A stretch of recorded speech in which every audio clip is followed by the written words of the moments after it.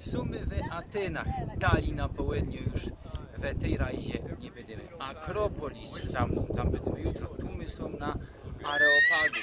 W dole Forum Romanum dali grecko Agora. No to jest wszystko ogrodzone.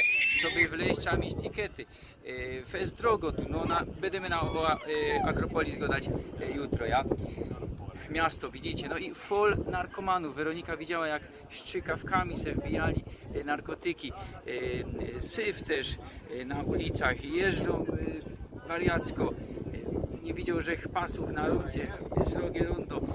No i słuchajcie, co jeszcze, że bym chciał powiedzieć, ta rzeźnia, targowa hala i normalnie rzeźnia, połowa świnie, łebów, od świnie, całki kurczak z łebów i tak dalej.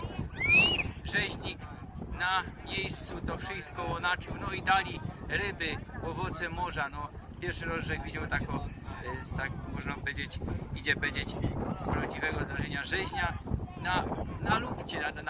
na hali, ale to wszystko widzimy. No dopiero łażymy troszkę, będziemy jeszcze jutro wiele czasu, bo mamy wszystkiego, mieszafnymy, Bruno Fesmarudny.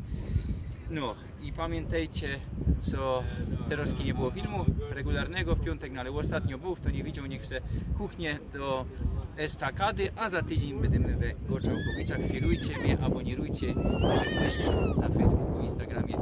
No i do jutra, bawcie się.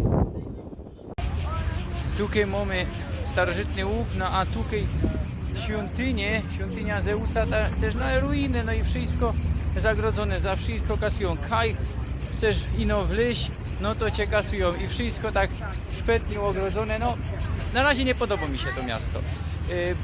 Trochę ruin, trochę jakieś moderne, wszystko ogrodzone, no nie podobają mi się Ateny.